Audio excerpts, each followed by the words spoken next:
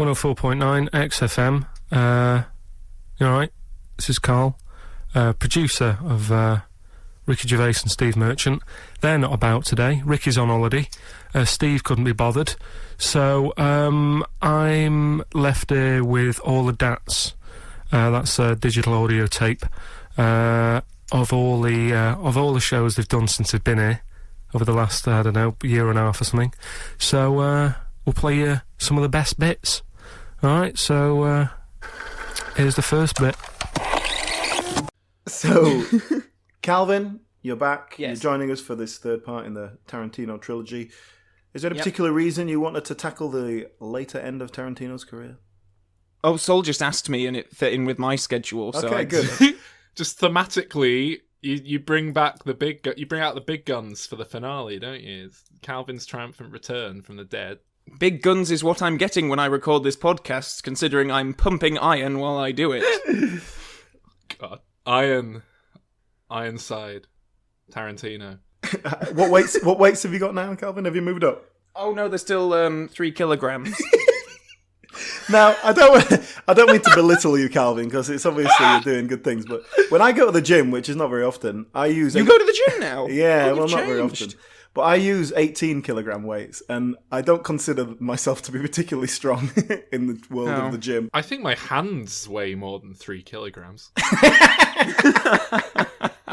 It is. How does it compare to, like, say, a pint of liquid? I don't drink pints. I drink wine and spirits. I didn't mean to belittle you again, know. Calvin. Emasculate you even man. further. Oh, dear. What does a bottle of wine weigh? 750 milliliters? Oh, yeah. So the glass, it's got to be nearly a kilo, hasn't it? I have no idea. But no, well, one of the reasons why I did want to come back for this one is because this trio does cover one of my favourite films. Mm-hmm. Yes. I'm not sure what your reason for asking me back was. Well, I mean, Desperation. I know that you like this film as well, and I like this film as well, and I wanted someone to help gang up against Alan in case Yeah, because he is going to hate it. up. Because Alan, Well, can we talk to you, Calvin, about that?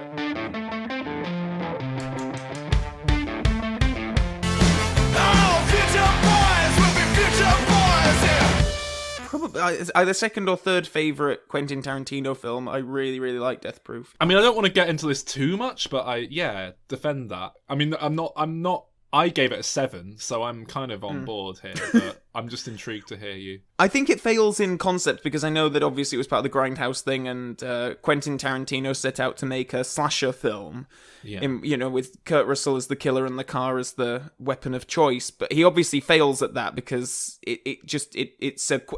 think Quentin Tarantino can't make anything other than Quentin Tarantino films. He's not a chameleon director like, perhaps. Do I want to say Ron Howard? You should watch Jackie Brown, because that is a film that's kind of completely devoid of his voice, weirdly. But it's also quite a generic film as a result. But as a collection of scenes, I really like it. I love the lap dance scene. I think that's brilliant. God, that's the worst bit. That is the worst I have bit. several songs from the film on my iPod. All three of us last week were talking about how great it is that in the Grindhouse cut, that scene isn't even in the film, and it just says missing reel, and it just zips ahead because it's just. It's a brilliant scene. I think it's great. What's brilliant about it? It's just a lap dance. Yeah, the music, how it's filmed, it's just very sultry and seductive. I don't want to be getting turned on in the middle of my slasher movie. Well, I'm not turned on by it, but I just think it's quite a beautiful sequence. All I can think about is how awkward it would be to get a lap dance. Well, anyway, yeah. I'm a fan. Well, Ridiculous. The first 45 minutes are the best. I think as soon as he kills, what's her name? yeah, Rose McGowan's my favourite. Yeah, scene, yeah. And then she's gone. Yeah. But I do hear that he was quite influenced by Psycho when it came to structuring that film, because, like I say, he set out to make a slasher film. So he went back to Psycho. When you look at Psycho, you think it's about Janet Leigh. She gets killed about 45 minutes in, and then the film goes on to be about something else. Which, as a very broad structure, I suppose Tarantino does take on, but that's about it, really. Well, that's what I didn't like about Psycho, and also it worked even less well there here in Death Proof. So. Have you ever seen Grindhouse, Calvin, as a full thing, not just the films? No, I've only seen them in separate films. So I guess the extended versions of each film, I suppose. I think Grindhouse is a much better experience. Like I think it's quite easy to find online these days. It didn't used to be, but if I were you, I'd seek it out and watch the proper Grindhouse cut at some point, because it's what I said last week is that both films are just very much they become greater than the sum of their parts when you watch them in Grindhouse. The individual cut of Planet Terror is a lot better. The extended cut's a lot better than the Grindhouse one, but I'd still rather watch the one that's cut down and really swift. And I think the Grindhouse cut of Death Proof's a lot better. It trims about half an hour out of it, and it's just a lot more sleek and no fat on it. And then you've got all those trailers, and I don't know. I've seen the trailers online. They're funny. I think it just helps frame the film in a way that's easier to take. It feels very pointless when you watch it as a film. You're kind of like, what, that's the ending? That's bullshit. But when you watch it as part of an anthology, it's like, oh yeah, that was just a little segment in this film. So yeah, that was nice. Moving on. I don't know if you might have mentioned this last week, but Tarantino does acknowledge it's his worst film. Yeah. And he said as much in interviews, but I think he said something along the llines of, I would disagree on, honestly. It's my worst film, but it's still pretty good. So if that's as bad as I get, then I'm doing all right. He is in. I've seen him say that when he's spoken about how he's going to make 10 films and retire at age 70 or whatever, and never make anything 60, else. 60, I think. Oh, really? I don't think he's far off. Yeah. I've seen him basically say, like, you know, Death Proof's my worst film, and that's a pretty good worst film to have, but that has to stay the worst film I've ever made. I cannot make a film worse than that. And it like gets really, it's an odd one. His legacy really seems to matter to him. I think we'll talk about that more in a minute.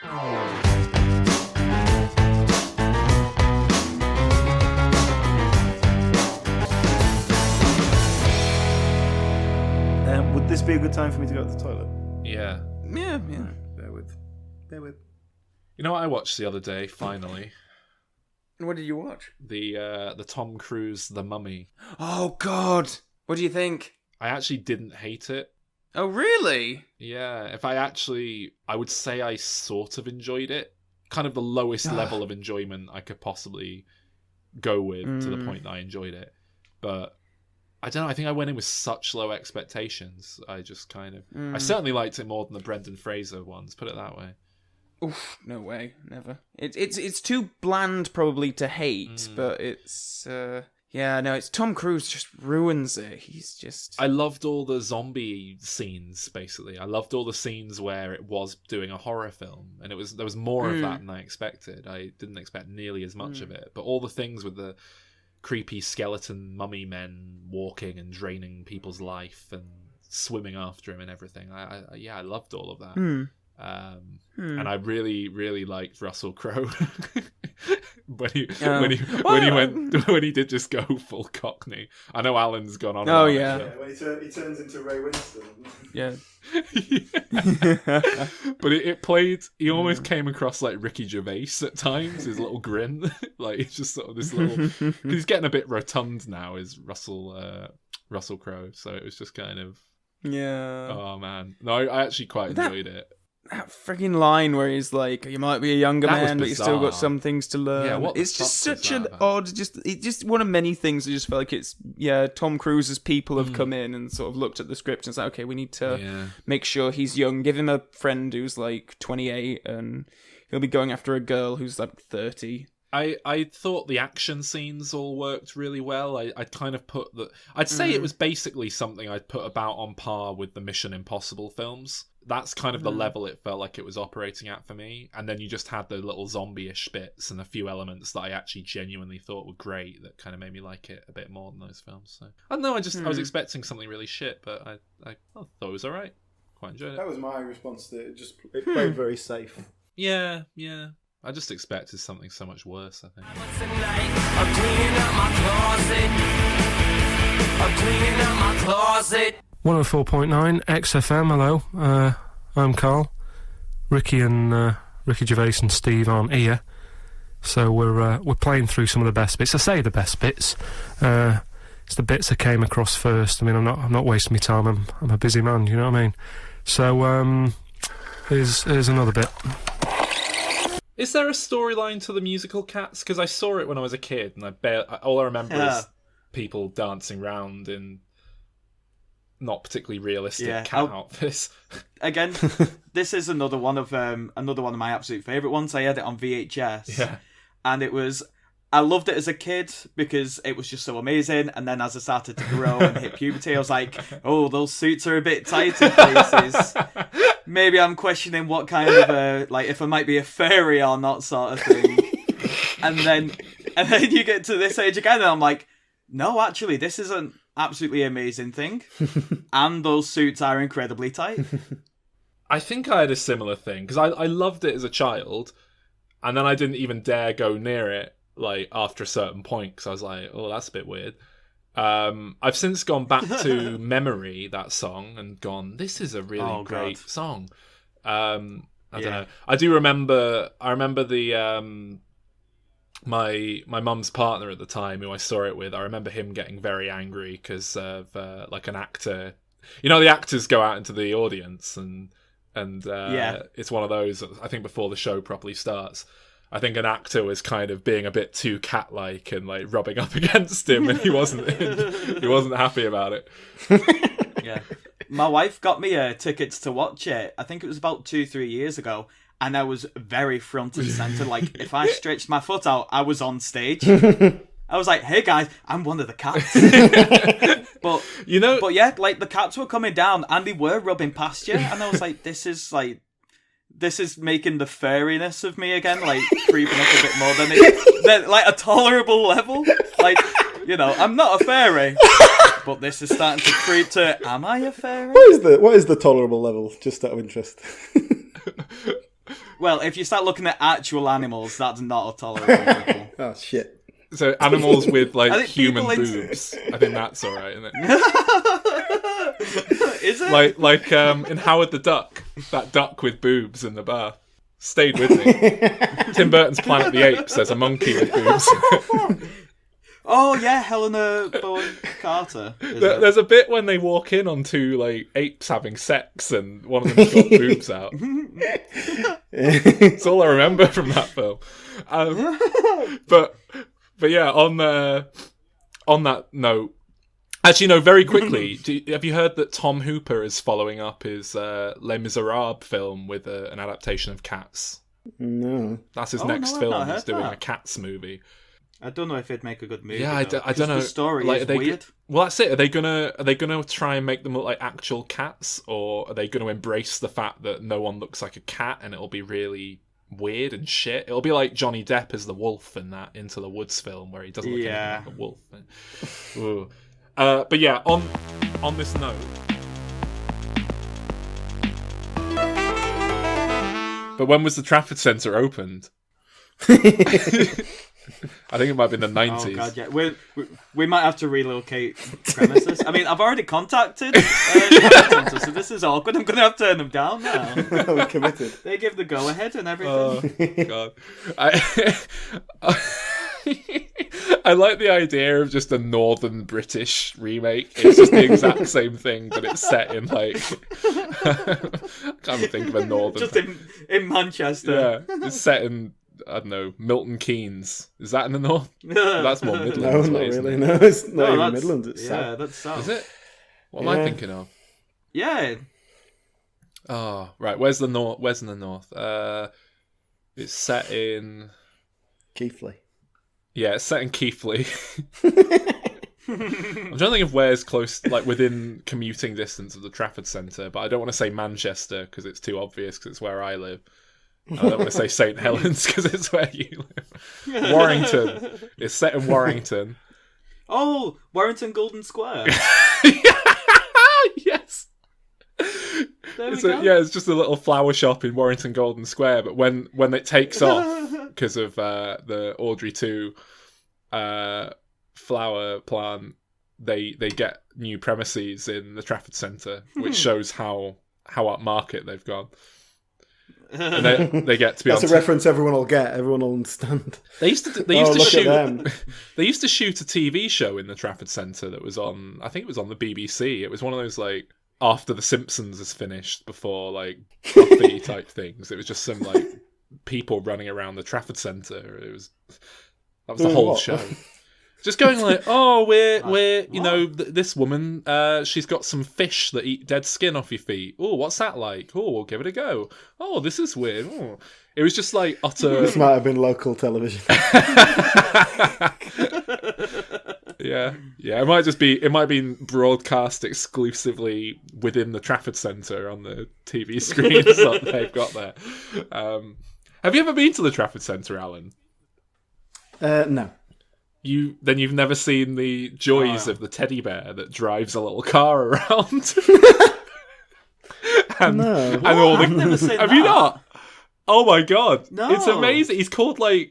He's like their unofficial mascot, and they don't really use him very much anymore. But he's this teddy bear, and he talks like this, and he drives around in this car, and there's always like an employee walking very close behind to kind of keep, because all the little kids like run after it and like jump on it, and the employee has to like keep the kids off the car so they don't get like run over and injured. Got the kid beating stick ready.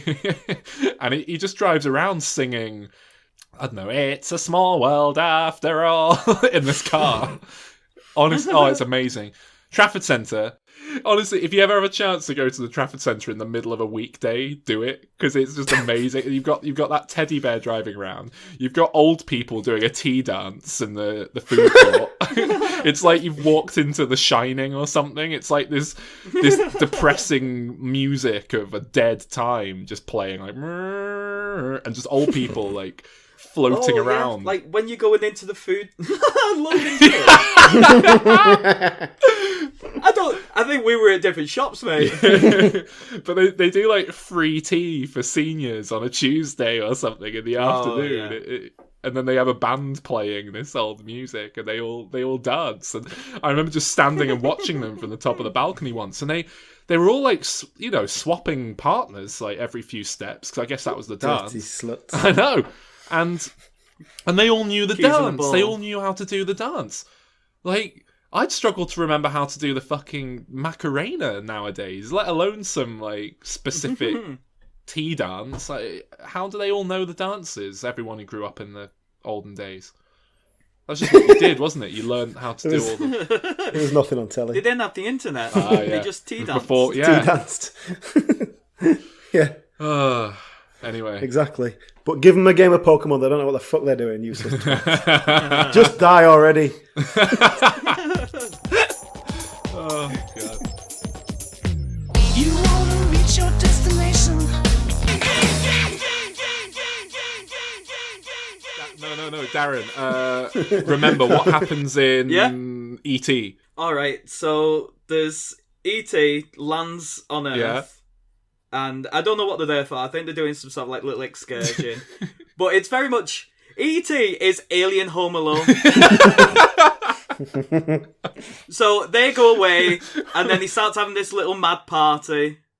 He gets found by a kid, and the mum thinks it's a doll. Yeah, I think that happens, yeah.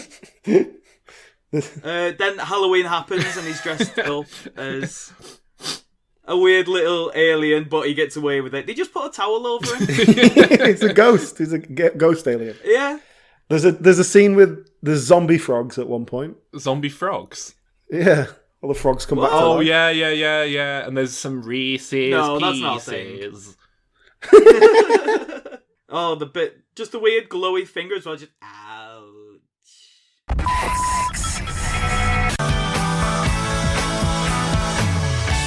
Alright, this is Karl, the producer of Ricky Gervais and Stephen Merchant on XFM 104.9. We're playing out some of the best bits, hope you're enjoying it. Here's another one. I'm a pacifist, Alan. There was a fly in my room last night, and someone was telling me to kill it. And oh my god, Alan, this is where you get it from. It's the people you're hanging around with. Does Sol know about the mouse? oh, you don't want to kill a mouse. No, Oh, man. but this mouse has been visiting him for over a year. And he hasn't... We probably feeds You it. don't even know that it doesn't... At one point, I got a message from Alan, and he was like, pretty sure I woke up and a mouse was on my head. It might have been a dream. I mean, I've seen pictures sure, of because Alan. it could have sat on your mouth. On your head. Alan likes putting little rodents in his mouth just for like a That's laugh. true. So I think they were clean ones though. This one, we don't actually know that it's not living within your bed frame. No, it doesn't. I've seen it. It's not the same mouse that was here last year. We killed that one. You didn't kill that one. We put poison down. They all died. It stopped coming, and You then this one just turned bastard. up. What am I going to do? Right? The point is, If I you don't let kill it, I'm pigeons- accused of loving it. yeah, mouse lover. You let pigeons live on your balcony. You got a Pigeons on the mouse that balcony were comes and fine. If sits the on your mice stayed head. on the balcony, I'd leave them to be. Yeah, and then you walk into the room and the mouse is sat on your plate. Exactly. I can't stand You're for that. Can so passive. Kill I mean, I had this with a fly. There was a fly in my room. I went out to like get something to try and get rid of the fly on the landing. There was a dead fly on the corridor outside. I was like, "What's going on with You all thought the that that's a flies?" deterrent as taking a dead You've fly. left that. No. You've left that there as a warning. And then I went back in, and there was a second fly in my bed trying to seduce me. Was it Jeff Goldblum? I mean, So you That bred would've with been them, and your cultures mixed, and soon your differences were forgotten. bloody flies everywhere. Ridiculous. Anyway, And another interesting Imagine thing if in American Beauty, when he imagines her with all the rose petals, it was the exact actually same flies. thing, but it was just dead flies. oh god. Oh, what, like falling on his face while he's grinning up at them? Yeah. Ugh. It's like not quite- raisins. doesn't have quite the same effect. By the way, that rose is the breed of that rose is called American Beauty. That's where the title comes from, apparently. Oh. Oh, really? That particular big red rose, yeah. Wow, I didn't know that. That's quite You a nice learn little something Know that little- new every day. little double meaning in the name there. That's cool. I like that. Well, can I use that as an abridgment to? Well, not an abridgment. That doesn't make sense. Can I use A that segue. as a segue?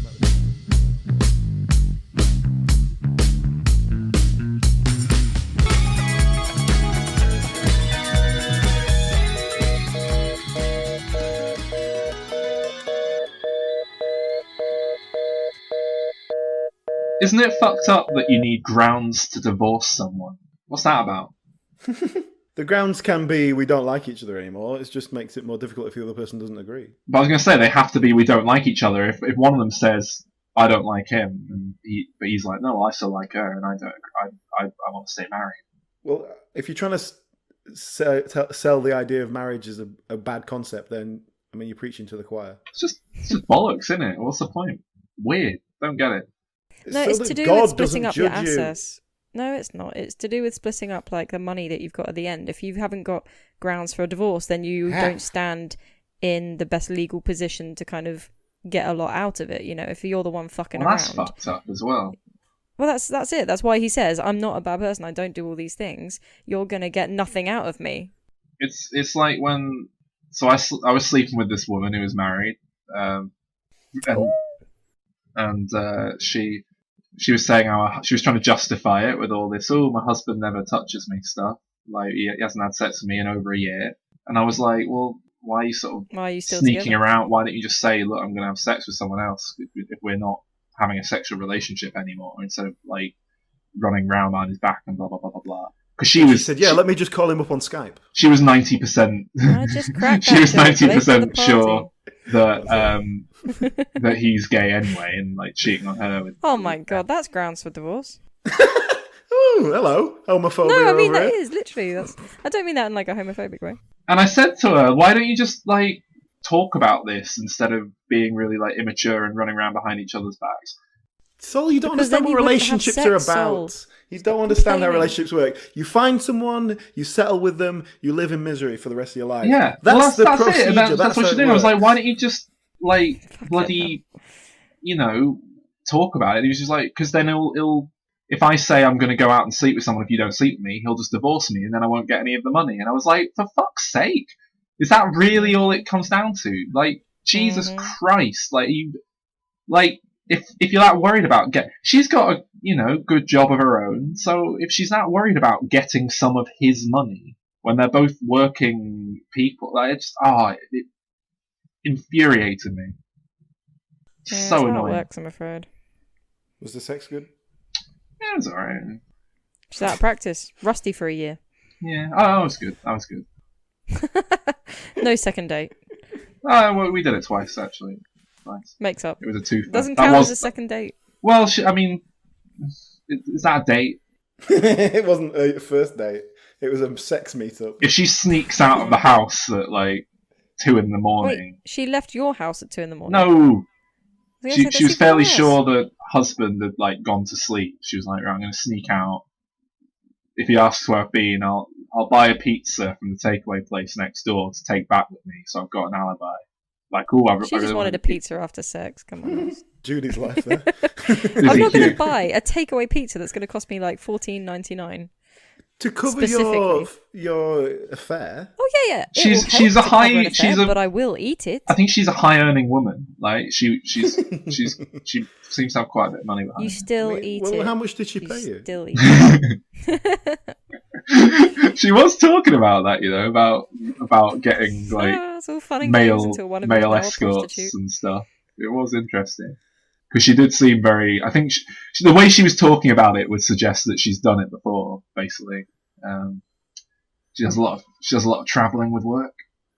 Mm-hmm. She kept trying to convince me to go down to London because she'd be down in London.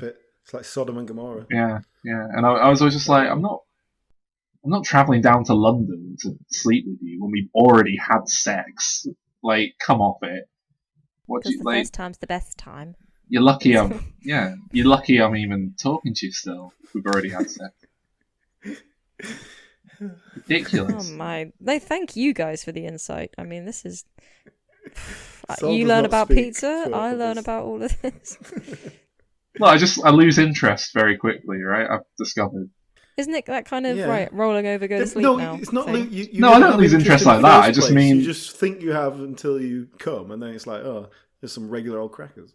Well, I have like a really amazing romantic night doing all the whimsical indie movie shit with people, and we'll spend all night together, and it'll be really great. In And IKEA. then, they'll leave the next day, and then they'll be gone, and then they'll sort of like send me a message, and I'm sort of like, I've done that You now. know, have you considered the possibility that you're very shallow? Yeah. Oh, good. Have we not had this conversation before? I don't think that's shallow.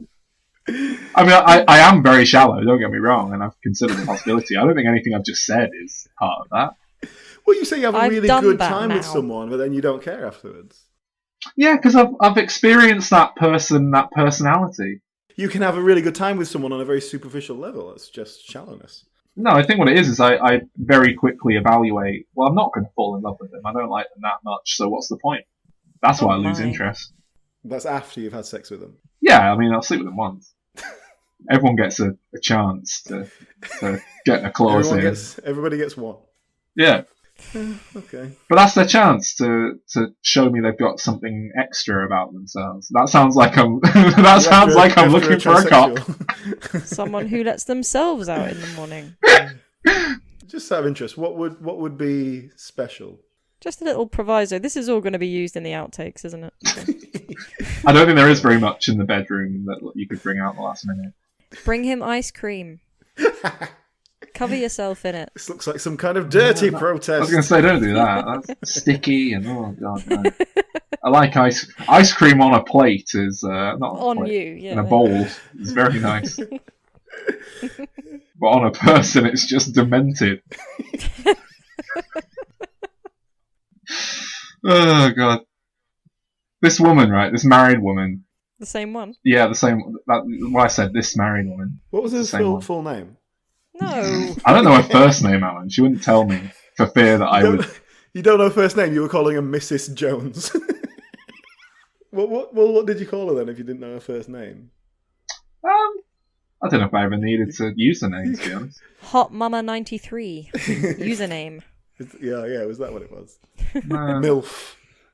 She just came up with different names. You get this a lot when people are cheating on people. They'll just come out with different names, and it's always something like Florence, where you're like, "Well, that's obviously not your name. No one's called Florence."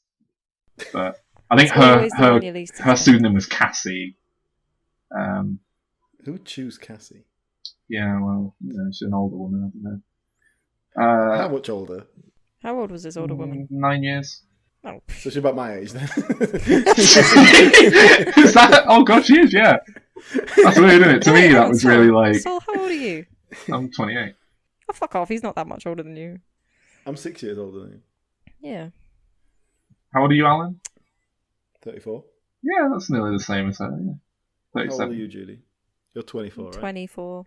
Disgusting. All the ages. Shut up. All the ages. What a gamut. Anyway, what was I going to say about? Oh yeah, she was trying to convince me There was to. a film in here somewhere, wasn't there?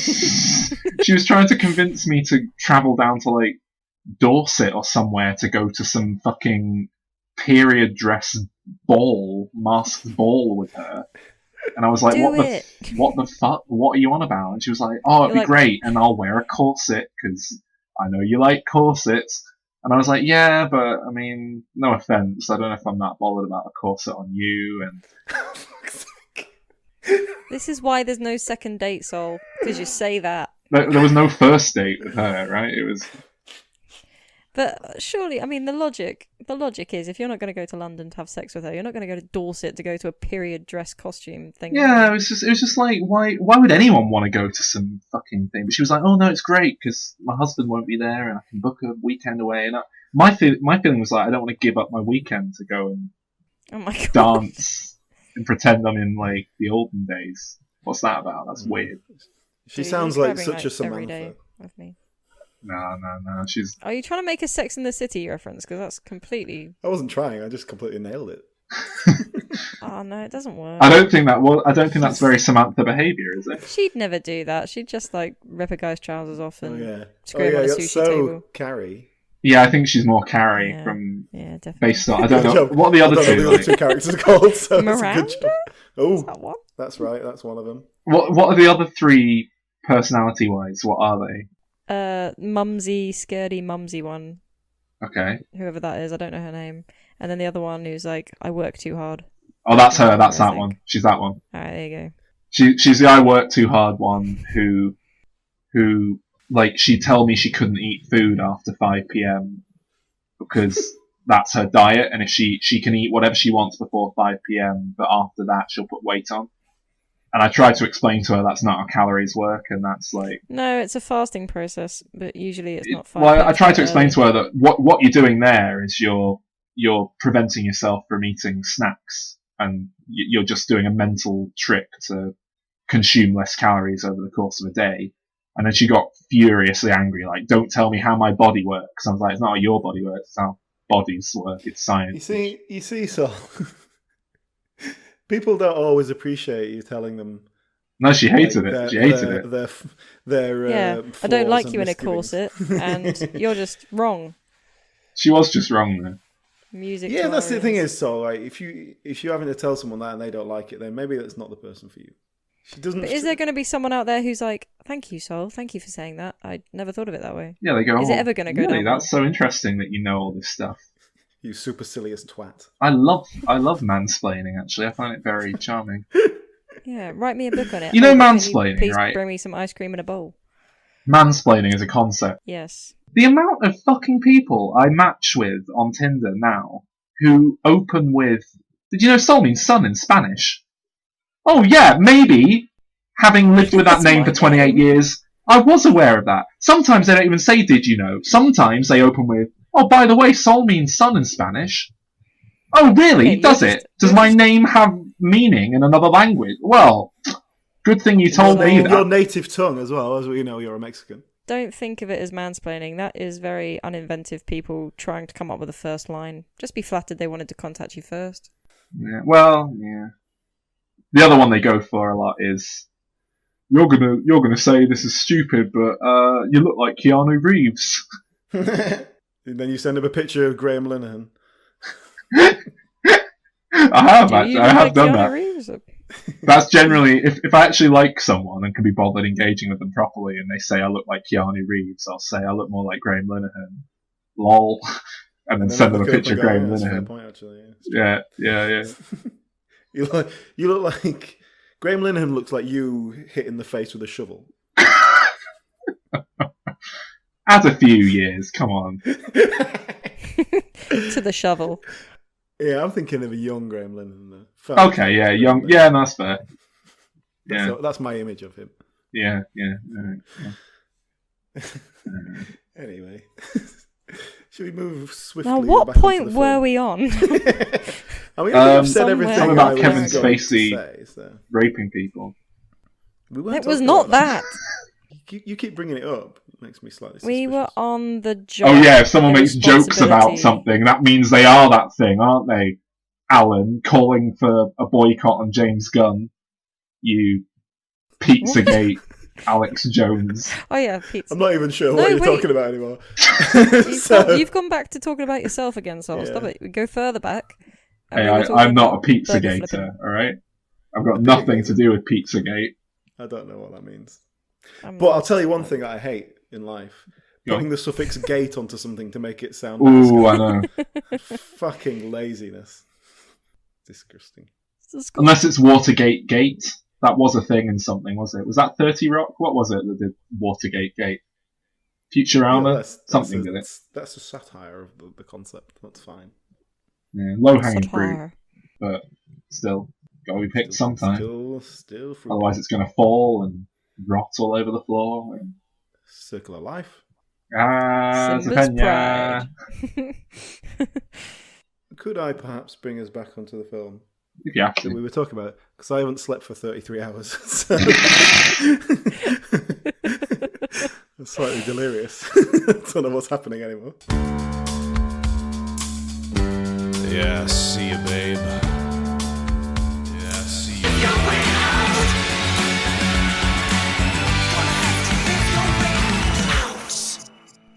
Alan, right? Genuine question. Let's say you were making a little film. You know, scrounging it together with what money you've got, making this film. You've written it. You're doing a film adaptation of Hitting 30. But There's no part for Kevin Spacey in that one. Kevin Spacey, you bump into this guy, very charismatic, talking to him in a bar. He turns around. Oh, it's Kevin Spacey, and he says, you know what? Talking to the back of his head in a bar or something. yeah, he's just talking Not to know the who back of he his head. is. Start. And he says, you know what? That film you were just going on about for like droning on about actually sounds very interesting, and I'd love to be part of it. Would you make that film, Alan? Would you work with Kevin Spacey, knowing Wouldn't it have that to be called like Hitting 60 or something? because it'll give you'll get funding probably. You'll be able to get a bit of money from a company to make it with his name attached. The Yeah, notoriety. a load of you bring. hatred I as don't know. well. I'd probably say, look, Kevin, Oh, Kevin. I appreciate it, but the problem is that, you know, your reputation's a bit tarnished, but with the whole, you know, raping thing. So, And you're not 30. no, I could work around that. So I'd say, look, maybe you could secretly fund it, and then we'll put someone else. He's like, no, I'm a passionate actor. I only want to be. I do this for the art. I want to be an actor. I want to act again. This is my comeback vehicle. I'd distract him by getting to do his Katharine Hepburn impression and then just sort of change the subject. You'd cast him, come on. What did he do? I Like don't read the news. pushed some young men down onto his bed and like, was a bit full on, bit handsy. They were underage. It was a different time. I think this was in like the 90s. It was a long time ago. It was a different time. Might have been the noughties. Definitely was noughties. I don't know. But I like the guy's acting. Oh, everyone likes the guy's acting. Yeah. I mean, I'm okay watching a film and dissociating that, but I don't know if I'd hire him What about Johnny Depp? if he was tainted.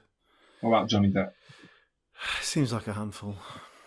See, I think I would hire Johnny Depp. I think I could cross that line. Worst thing he did was What's he done? he threw a phone at Amber Heard. Obviously, that's not on. Oh, who hasn't? It's obviously not on, but he does seem like he's having a breakdown. So I think it's easier, you know. Only with an open hand. It's the second time in one podcast that you've used that phrase. He's someone in like 5 years' time if he like comes out the other side of if he actually matures for a bit. Because there's a problem, he hasn't matured since he was like 20. Like that's how he's been making a career. He's just been like man-child, but it's not as charming when you're 50 or 60 or however old he is. Oh, Sol, I love the line that you were saying. I think I could cross that line and hire Johnny Depp, but obviously this is coming from the man who said, I probably wouldn't kill a man for sex. I probably wouldn't. Hang on, wait. Where is the line? What's wrong with that? I probably wouldn't. Probably. You saying you probably would? Probably's got nothing to do with would or wouldn't here. So you would? No. If there's anything wrong with that, I probably Don't you wouldn't. Join in. Look, you're tired. You're going to be trying to leave. I probably wouldn't kill anyone under any circumstances, to be honest. I don't think that makes me a particularly good person. I think that's just weakness. That's what I expect from everyone. Yellow belly. But what if you were with a lady and you were attacked? Wouldn't you protect whatever? Yeah, you have to kill him. What if you have to kill I him? used to wonder that, actually, Alan. On a bit of a side note, if I ever, oh, that sounds really bad. Well, if you had a home invasion, would Alan defend you? Well, no, or would he run away? Well, if it was a mouse. If Alan went out to take the bin out, and then there was a home invasion, and Alan could see it was happening, and he has a choice to go back in and defend you, or run away and escape. No, I think I'd give it credit if I was there, but I mean, I used to think as I walked home in the dark in Brighton, I thought if I were to get attacked now and I rang Alan, I don't think he'd pick up because he doesn't like talking on the phone. Yeah, that's fair. So actually, I was like, who should I ring? My mum or Alan? Yeah, but if you rang me, my mum would be asleep. You'd be awake. You'd text me and say I don't like phone calls, and it'd be like, this is no good. I'm being attacked. No, but if you only ever rang me when it was important, then I'd answer because I knew it'd be something important. Yeah, I think you'd have to ring him twice though, so he knows it's something's wrong. Stop crying wolf all the time. How dare you? You ring me because I know you don't like phone calls. Yeah, no one likes phone calls in this day and age. I went on a date with this girl, right? Woman. She asked you to ring her. And she was saying all the oh, we should hang out again sometime. And I was like, yeah, sure, yeah. And, I wasn't opposed to it. Well, this was great. We should do it again sometime. Yeah, I mean, I wasn't opposed to it. It was just kind of I kind of wanted a confirmation that look, if we hang out again, we're definitely going to have sex. That's kind of what I was looking for. Of course you were. But it's got to be worth my time. She lives quite far away. Why? Well, why? Is it London? Is it the same woman? Oh God, that's way too far. Why is sex the ultimate goal here? I've got a 40-minute radius, right? It's 40 minutes, Christ. Right, if you look at by plane, yeah, exactly. Look at the blast radius of a nuclear bomb. If it was dropped on Manchester City Centre, that's those pretty people much you're attracted to. That's pretty much where I'd corpses and charred bodies. Like the little bit in the centre where everyone would be disintegrated. Like anyone at all. That's where you're masturbating alone. That's where you've been, yeah. No standards at all, right? Then the sort of secondary bit where everyone would kind of die and it would be quite one leg in a few days' time. Yeah, I'll probably travel and see most people there. And then the sort of outer area where you have a really slow, protracted, horrible death of cancer from the radiation. They're if they're particularly attractive, I'll drive out that far and see them. Yeah, you make it sound like the greener pastures are beyond your radius, as in where nobody's dead and disintegrating. No, he's saying it has to be some fucking good green pastures to be worth going that far. Yeah. Oh, I see. But he's saying if the girl next door is up for it, then hey, she's next door. Exactly. What are you gonna do? I see. Exactly. A bird in the hand is worth 10. What's the phrase? In the bush? A bird. I don't take that out of context either. Fuck's sake. Just that question, in the bush? That's a nice hole. That's a nice boulder, Shrek. But what was I saying? Something about birds and hands. No, before blast radius. Green pastures. Something about sex. Lonely wanking. I would say why is you weren't willing to travel far for sex? Well, no, you weren't willing to travel far. Oh yeah, the girl. Sex, and I was like, why is sex the ultimate goal here? She phoned me. That's the story. She phoned me. No fanfare. Middle of Saturday. Just got a phone call from her. That's outrageous. Didn't pick up. Of course not. Bet she was being attacked. She didn't send a text or anything. I thought she was going to send a text after, want to hang out later? Saying, sorry, I accidentally called you. Haven't heard from her since. So maybe she was attacked. I don't know. But But if she was, I don't want to get involved because that's going to look weird, isn't it? Who are you? You're some guy who met her online and like. Oh, I thought you meant it would look weirder if she'd been attacked and she was dead, and then you decided to get involved. In which case, yes, that looks very strange and necrophilia. Oh, right? see, I thought thought she was tainted. Oh, we all went to different places. That's sweet. I think Alan's place is very revealing. I was seeing it. Well, hang on. Didn't you say I've been there once? I've shagged her once. I'm not going like you. Yeah, not because they're tainted. Because I've had that life experience, and you know. Isn't that the same thing? No. Someone else had that life experience. It's not to say they're like any less of a person. Like just that you don't want it anymore. No, I mean, look, if they wanna come round to my house like at 11 p.m. and you know I don't have to put any effort in. Yeah, but I can tell it's not worth me putting any more energy into this person because it's not going to go anywhere. I don't like them enough to like want to settle down with them. But how do you know when you like them then? Because I know you said, you know, if I can tell I'm not in love with this person, so whatever, or I'm not gonna fall in love with this person. But at what point do you know? I think you can tell pretty soon, really. I think I can tell in about 35 seconds. Yeah, I think almost immediately I can tell if there's going to be any potential there. But at that point, I've already gone out to the bar or whatever, so I might as well at least, you know, humour them and hang out with them all night. And you know, if they want to have sex at the end of it, then like, yeah, fair enough. Pleasant experience for everyone involved. Not the way I do it. Not a pleasant experience for everyone involved there. Nope. Generally disappointing on all levels. See, I mean, is that still running with the 35-second rule? Or, Wait, what? Yeah. Oh, 35. Sorry, I was thinking 35-second rule, like if it's been on the floor for 35 seconds, you can eat it. And that was bringing up all sorts of questions. No, I meant like takes that long to come. That was where I was going with that. Okay. Oh shit, said it. That's not even remote. That's the opposite of the truth. I was going to say, I thought it was the other way around. Yeah, it's the other problem.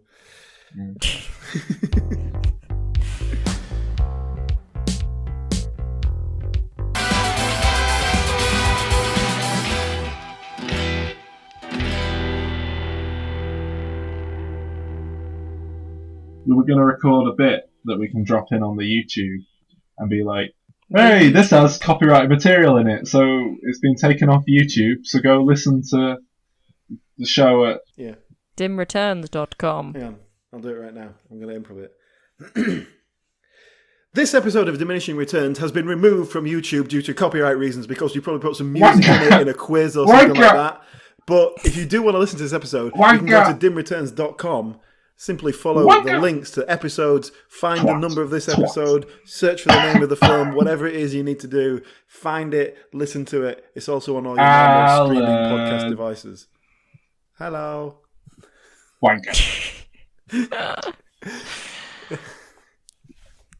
Okay, that's sort of...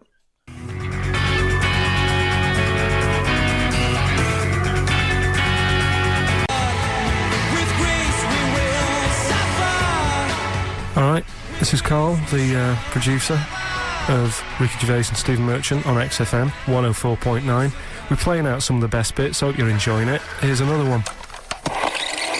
Do an Austin Powers impression, it'll get you out of it. Yeah, baby! That's good. I feel dirty. I feel dirty for doing that. Gets a cheap laugh, though. It was good. It was good. Oh man, I was trying to remember all the great catchphrases at work earlier to annoy the guy I'm sat next to in the office. It was brilliant. I did garlic bread,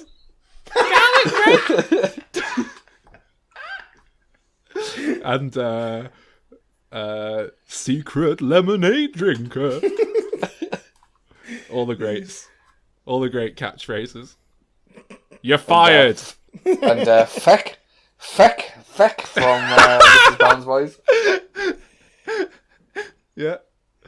Oh god, that should be the next crossover. Mrs. Brown Boys. A sore room from with just filled with Peter Kay shouting garlic bread. That's not how he did the voice. You're doing the voice of, is he having a laugh? You're doing Me biscuits falling in me brew. Oh god. Can Can you tell I'm not a big Peter Kay fan? Can you tell there's like an element of disdain there? It's very of his time. He's all right for what he is. Like he's not like it's just fluff, isn't it? It's like he's when he came through, it was groundbreaking.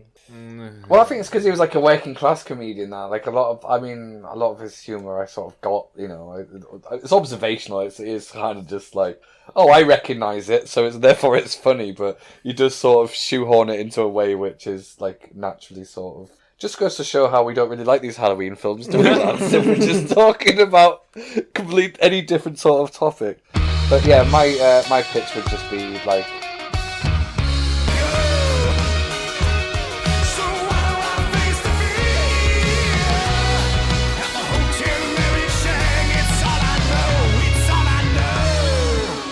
although Stuart Gordon's never really been able to produce anything of this standard ever again, he does come across as quite a talented director, I think, and certainly work, as far as people working in the kind of low-budget horror circuit go. But yeah, I mean, he made this, and he made a series of far less successful horror films, and he's kind of just languished on that circuit.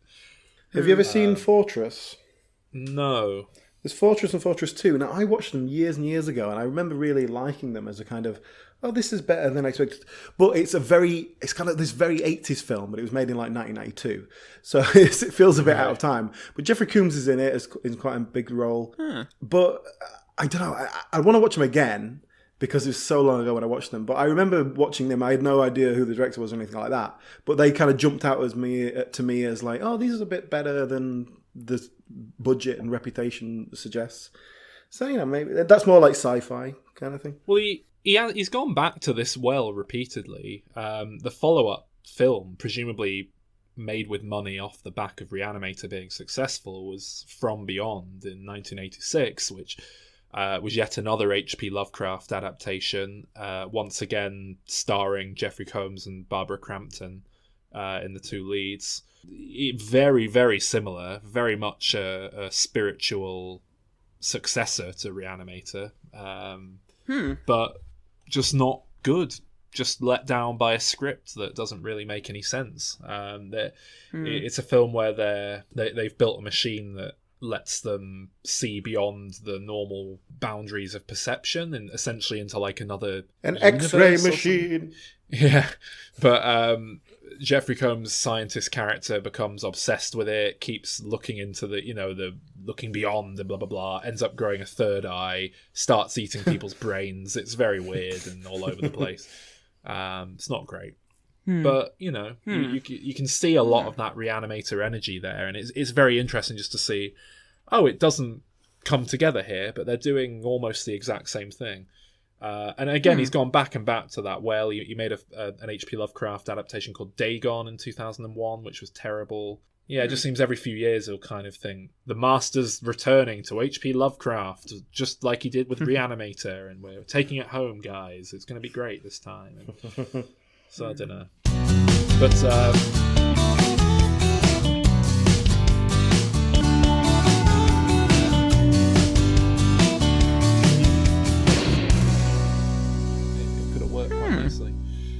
Yeah. You're saying we need to reanimate the franchise. Yes. Exactly that. So, is Alec Baldwin available? Well, you know what? I don't know if you've been watching the Purge TV series, but it's got one of the like Billy Baldwin or someone in it, and honestly, I don't think I've ever watched one of the non-Alec Baldwins for longer than a quick cameo before. It is uncanny. It is just a knockoff Baldwin. It is unreal. How many are there? Is there 3? I don't know. This one's 4. William Baldwin. There's a Stephen. Oh, I know there's Stephen Baldwin. Billy Baldwin. Billy Baldwin. Oh god, there's 4. Well, I presume Billy and William are the same one. Oh, you're right. Yeah, it must be. I just realised, but yeah, that makes perfect sense. What a I'm sure there's a 4th one. I am. Like I'm sure there is. Yeah. Who did voices in Cletus Jackie Chan Adventures? Baldwin. That was Stephen. But yeah, you could easily get a Billy Baldwin on the cheap, or as the Purge series proves. Baldwin family. Okay, Adam there's Baldwin. 4 brothers: Alec, Daniel, William, and Stephen. Wait, is Adam Baldwin not one of the Baldwins? The actor Adam Baldwin shares the same surname but is not related to the family. Oh. I had no idea. I just always assumed he was one of them. Does he look like them? Well, I've only heard his voice. I've only heard him doing voices for cartoons. I always assumed it was one of the Baldwins who could only get voice work. But yeah, Daniel was the one we'd missed. I don't know if he's done much. Which one's the one who went all religious? That's doing the God's Not Dead circuit? Either William or Stephen, I can't remember. I think that was Stephen. Billy Baldwin's doing The Purge. He's the one who really looks like... He just looks like Adam Baldwin's had a hard life. Alec Baldwin, sorry. He's the one who looks like Alec Baldwin's had a hard life. Well, we need some young people in our pitch. If it's just, or maybe we don't actually. Maybe we none of us liked the love interest stories, unless we can do something interesting with it and twist it. Yeah. But I think there has to be some likability because, especially in a Trump-style White House, put Herbert West in there. It's a hotbed of terrible people, really. Yeah, I mean.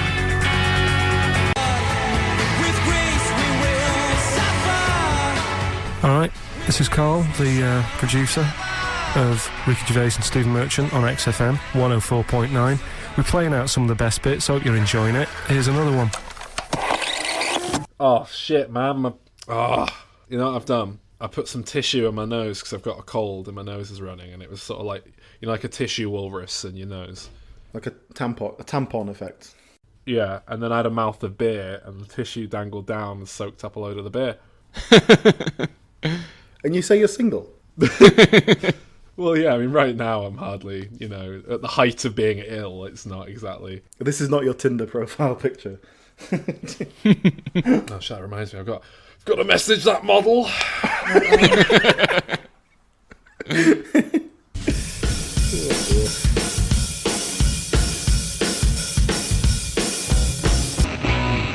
She comes. Oh, here she comes. She comes. Just a quick side note here, and this is not something we usually deal with on the show, but did you see what Ezra Miller wore to the Fantastic Beasts premiere the other day? No. So just shall I be googling? Just Google Ezra Miller Fantastic Beasts premiere or something like that. Because you know how they go to the red carpet and they all like to look nice. Yeah. Well, yeah. Have a look what he wore. All right. Premiere. Is it a joke? Well, I mean, all the publicity shots are there with him in them. He's just hanging out at the back of the crowd. Is he joking? I don't know. I don't know enough about him. He looks... So, if you haven't seen it and you're not able to have a quick Google, listener, he looks kind of like an inflatable Dalek. Yeah. I mean, it was probably cold. It was November. I don't know, like a black beehive. I don't really know how to describe it beyond that. It's just... But it almost looks like one of those coats that you get from like Millets or Blacks or something, like a little Berghaus, a little cheeky Berghaus coat that's going on forever. Like he looks like if you cross Darth Vader and the Michelin Man. Yeah, it's like a big sleeping bag, basically. Yeah. Looks pretty comfy. Gotta give it to him. But it like goes all the way up over his head, so he's got a kind of Klaus Nomi face going on. It's like a walnut whip. Yeah. I saw a picture of him with everyone else in the thing, and he's about a foot taller than everyone. So I don't know if he's wearing heels under there or what, but there's just a picture of him next to the rest of the cast, and Eddie Redmayne's just there, very proper and prim, and then there's this. What is? Oh god, I don't know enough about anything I can't tell if this is like a proper legit bit of high fashion from some designer that's meant to look good, or if it's just like, hey, I'm gonna do a Lady Gaga for a laugh and come out dressed as meat. I don't know enough about Ezra Miller, to be honest, to get a gauge on him. He could go either way. He could be like the most pretentious, annoying, insufferable guy in the planet. He could be the most down-to-earth, witty, lovely guy. I honestly, I have no idea. I could believe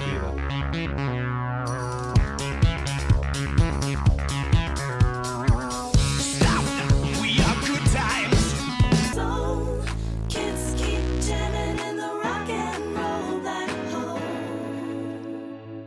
do you know they're doing a show about Alfred in the 60s? Yeah, what the fuck's that all about? Yeah. Bizarre, sexy Alfred show. Yeah. I mean, I only know about this because I did a day on it last week when they were filming some stuff in London. Oh wow! So that's the only reason I've heard of it, and it's like a spin-off of Gotham, like specifically. Right? No, it's. I don't think it is. I think it's a brand new continuity. Really? I think that's what I heard. I mean, I might be wrong, but I think the official line is that it isn't anything to do with that Gotham show, although a lot of people assumed it was. Oh, okay. But I might be wrong. If you worked on it, my understanding, I was only listening to other people who don't know anything. Oh, right. But my understanding is he works for MI5 or something like that in the 60s, and he's a spy or something. Oh, of course he does. So got into butlering later on. Second career. Yeah, what a letdown. But I bet his parents aren't proud of him. The thing is, we were shooting this scene. It was just a street scene. And so they had the 1960s London bus, and there's a phone box and all this classic London stuff. Everyone's dressed, big coats, hats, gloves, 1960s, all that, businessmen. And then he gets off the bus, and he's like open shirt, collar, hair in a very 20-something style, looking like he was in an aftershave advert. It was like, oh, right. He's a sexy 60s guy, I guess. Yeah. So not like a serviette over his arm, balancing a little plate. Now, the big problem here is Batman, you want supervillains, right? And what, like, are they going to do? Oh, God, like, the Joker's actually really old when he was up against Batman in this continuity and he was knocking around in the... Like, what are they going to do? I guess you've got your crime syndicate families, but they're not very interesting for... Spectre.